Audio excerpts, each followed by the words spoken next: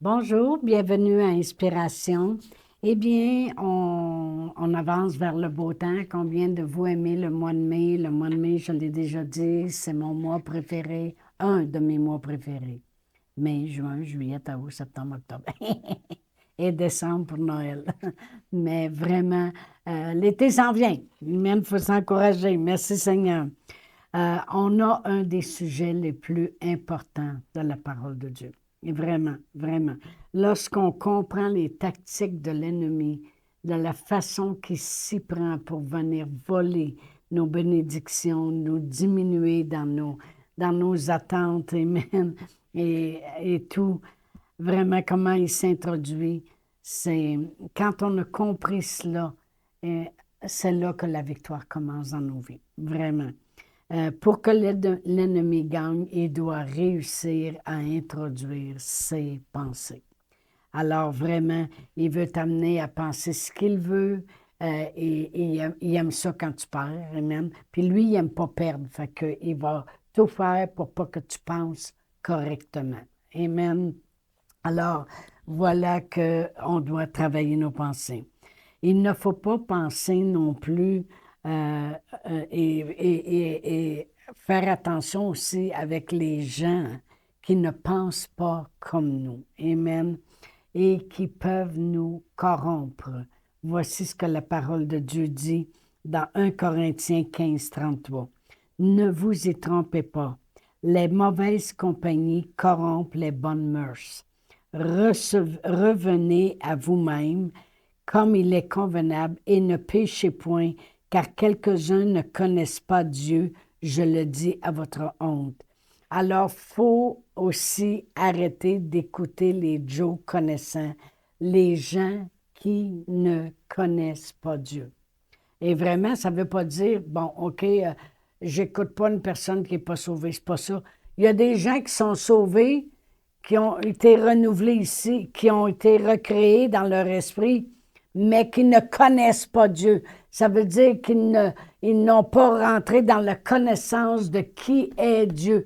Ils n'ont pas renouvelé leur intelligence comme il aurait dû la renouveler selon la parole de Dieu et selon la sagesse de Dieu. Ils n'ont pas laissé le Saint-Esprit les remplir de la sagesse de Dieu, puis les conduire dans la vérité, puis ils ne connaissent pas Dieu.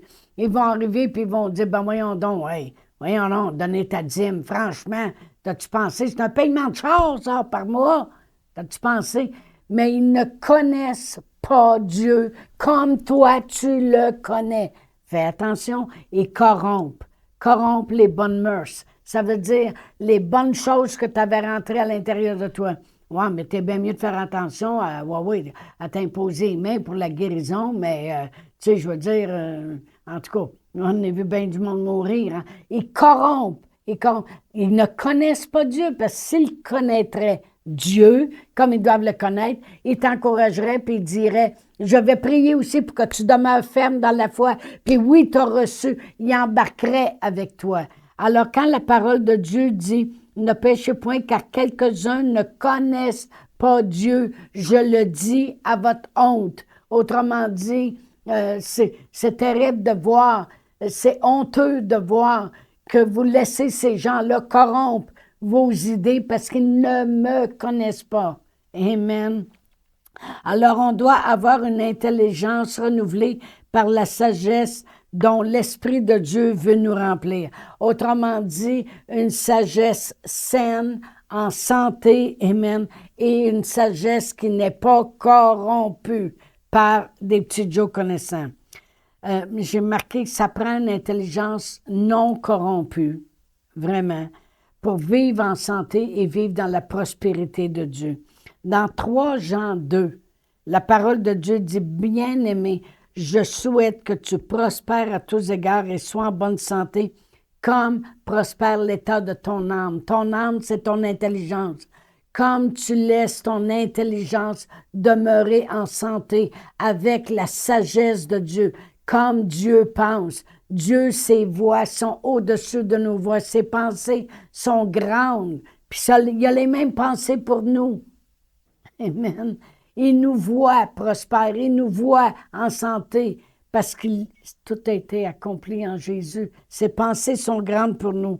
Pour vivre la prospérité puis la santé de Dieu, ça prend une intelligence qui est protégée, qui est saine, une intelligence qui n'est pas corrompue par des gens, des fois, qui ne connaissent pas Dieu. Voyez-vous, Satan vient avec des pensées, mais il se sert aussi des gens.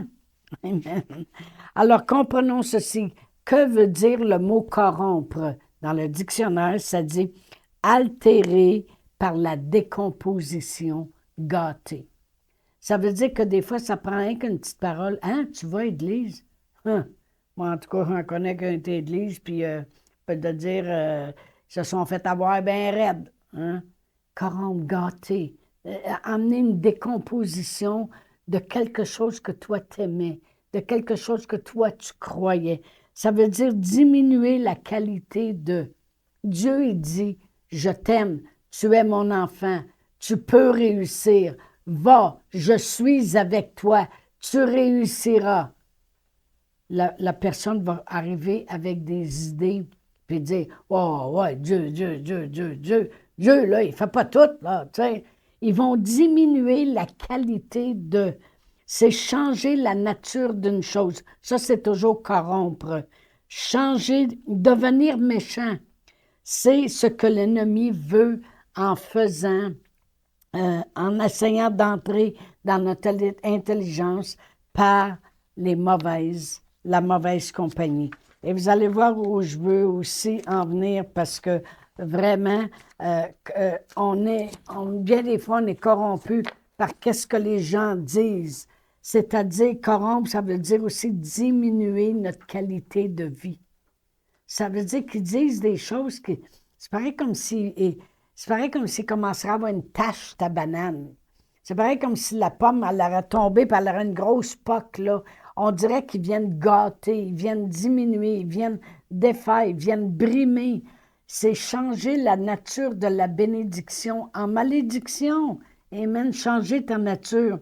Voyez-vous, c'est un grand travail. C'est déjà un grand travail d'entrer en nous qui nous sommes devenus. Voyez-vous, mon esprit a été recréé, mais c'est un grand travail d'entrer en moi, maintenant, dans mon intelligence, ce que je suis devenu. Je suis un enfant de Dieu. Je suis une bien-aimée. Je suis héritière et co-héritière avec Christ. Je peux tout maintenant par Christ qui me fortifie. Mon Dieu pourvoira tous mes besoins selon sa richesse avec gloire en Jésus-Christ. Je suis délivré de la peur. Toute âme forgée contre moi va rester sans effet. Dieu tire mes pieds du filet. Il me fait toujours réussir. Sa parole est dans mon cœur et dans ma bouche. Alors je réussis dans tout ce que j'entreprends. C'est du travail de devenir, amen, que nous devenions vraiment ce que nous sommes devenus en acceptant le Seigneur Jésus. C'est beaucoup de travail de défaire les mauvaises idées, parce que les mauvaises idées, c'est que je ne réussissais pas avant. Tout le monde ne m'aimait pas. Quand j'arrivais en quelque part, on dirait que le monde me fuyait au lieu de me regarder. Le monde me juge. C'est difficile d'enlever les mauvaises idées et de remettre les bonnes choses qui doivent être. C'est du travail parce qu'on a emmagasiné toute notre vie dans notre cerveau, dans notre intelligence, des idées qu'on s'est forgées et après ça, c'est devenu une forteresse. Moi, j'ai dû défaire beaucoup de forteresses puis des raisonnements dans mon intelligence. C'est juste d'avoir entendu la parole de Dieu. Entendu. La foi vient entendre la sagesse de Dieu, la parole de Dieu, la parole de Dieu. Je disais, non, j'ai faveur. Non, le monde, il m'aime. Il m'aime tel que je suis.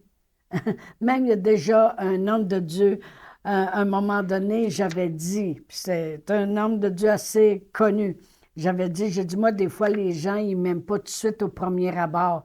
Puis ça a été plus fort que lui. Il a dit, oui, ça, c'est vrai. Et boy, Puis il a vu aussi qu'il a été trop vite. J'ai vu le fond de sa pensée en voulant dire non, toi, je t'ai pas aimé quand je t'ai vu la première fois. C'était des choses que je devais enlever de ma tête. Le monde, il m'aime. Le monde, il m'aime. OK? Ça, j'ai été obligé de le travailler, puis le travailler, puis ça prend du travail. D'emmener maintenant ce que nous sommes. Je suis héritière, je suis guérie, je suis bénie, je suis prospère, je peux tout, Dieu m'aime, je suis préférée, je suis précieuse à ses yeux. C'est du travail.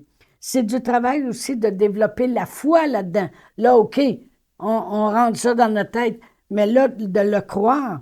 Parce que la foi vient d'entendre et entendre. Avant, j'avais foi là-dedans, mais là, maintenant, je dois entendre la sagesse de Dieu. Amen. Et une autre façon aussi que, que l'ennemi a amené pour corrompre, pour défaire, pour amener, c'est lorsque il s'est aperçu que tu as commencé à aimer la parole de Dieu. Puis là, tu dis, wow, hey, j'aime vos enseignements.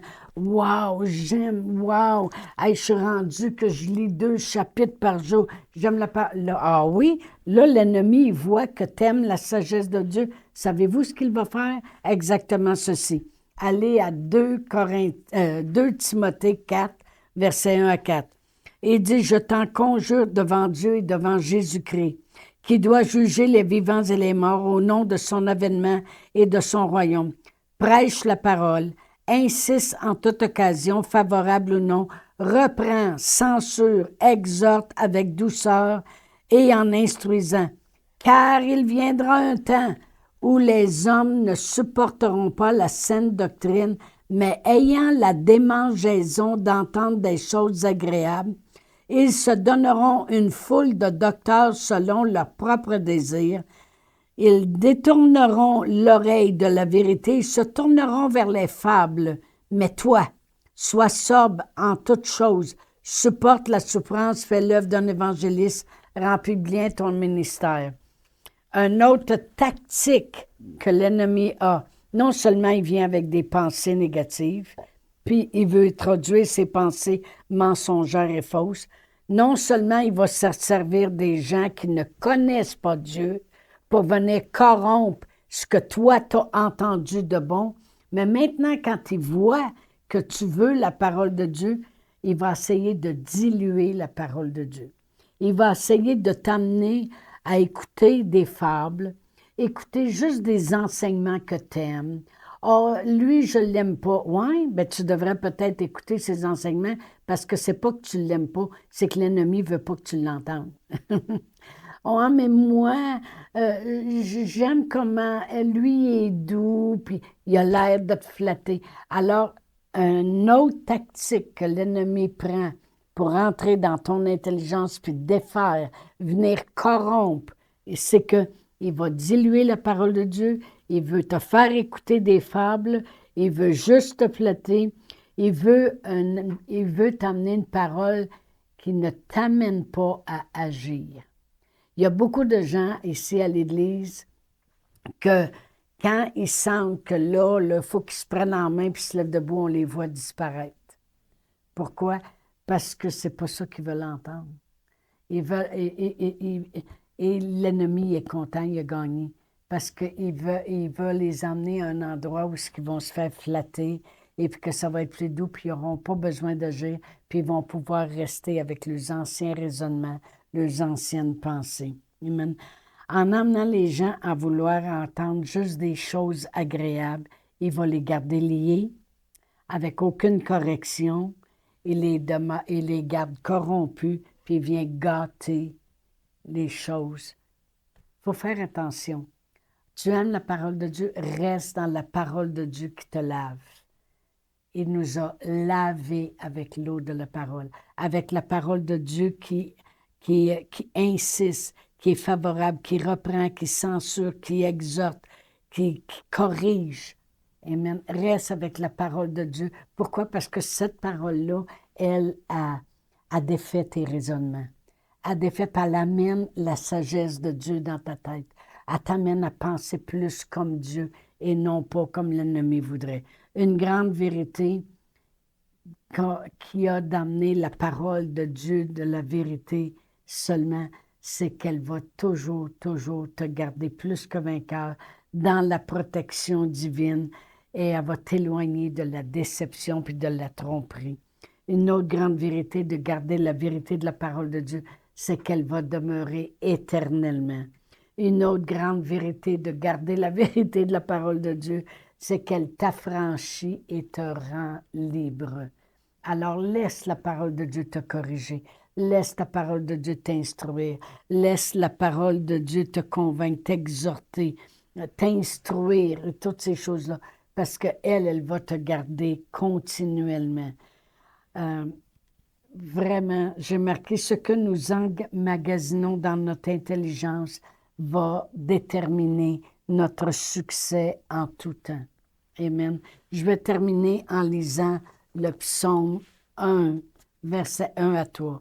Ça dit « Heureux » ou « béni », c'est le même mot. « Béni l'homme qui ne marche pas selon le conseil des méchants, qui ne s'arrête pas sur la voie des pécheurs, puis qui ne s'assied pas en compagnie des moqueurs. » Ça, c'est ceux qui ne connaissent pas Dieu, mais qui trouvent son plaisir dans la loi de l'Éternel. Il la médite jour et nuit. Il est comme un arbre planté près d'un courant d'eau qui donne son fruit en sa saison et dont le feuillage ne se flétrit point. Tout ce qu'il fait lui réussit. C'est important de ne pas laisser rien venir corrompre la parole de Dieu qui doit renouveler notre intelligence. Amen. Alors, je vous dis à la semaine prochaine pour la fin de ces capsules-là sur la bataille de l'intelligence. Amen. Chantal Paulus est avec vous tous les jours du lundi au vendredi sur Facebook et YouTube. Vous pouvez écrire à Chantal en privé sur Messenger. Si vous avez manqué une capsule, retrouvez-la sur la section vidéo de Facebook ou sur YouTube si vous désirez faire un don par Interac. Voici l'adresse courriel capsule.inspiration au pluriel @gmail.com. Le mot de passe est inspiration au pluriel. Vous pouvez aussi faire un don par www.eslr.org/dons.